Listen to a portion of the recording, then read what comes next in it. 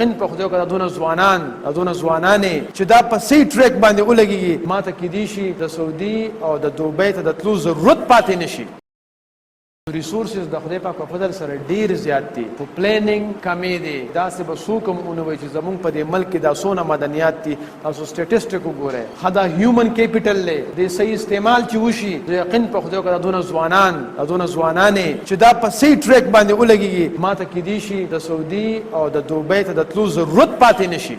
زما نن ځوان زلمې د خپل مور پلار نه جدا دی او لرې ژوند تېرې ولې تېرې چې کینې نورو وطنونو نه زلمي لوړوي. میاندې لیونې دي، نادانې دي. لیټرلی کراچۍ کې زه ومه د سوني مارکیټو سیکیورټي ګارډ پورې ما د کوم ځای یې وي زه د پښتونخوا یم، ما هلته د کوم ځای وي زه د سوات یم. په لاهور کې په ډیفنس کې مې بوټان پالش کول، ما د کوم ځای بچې وي زه د باجوړ یم. په کراچۍ کې لاړ شه بوټان پالش کې د کوم ځای بچې زه د باجوړ یم. نسوار خرڅوي بچې د کوم ځای زه د پښتونخوا یم. زما بچي زما ځوانان صرف د نسوارو صرف د بوټان پالش کولو دپاره دي. خو پلانینګ نشته، دا ریسورسز دی، دا هیومن کیپیټل دی، خو پلانینګ نشته دی. پلانینګ راغی ته یقین په خدای وکړه خلک به راځي او زما په وطن کې به مزدوري کوي، زما په وطن کې به مزدوري کوي. خو چې پلانینګ نه زما بچي به ځي او په پردي وطن کې به مزدوري کوي او زما ځوانانې جونه او ځوانانې میاندې به په سرو سترګو پسې لاړ. تاسو ته ما وختي مو وویل this is not a training, this is a vision. چې هر هغه مور چې نن په سرو سترګو ژاړي د خپل بچي دیدن پسې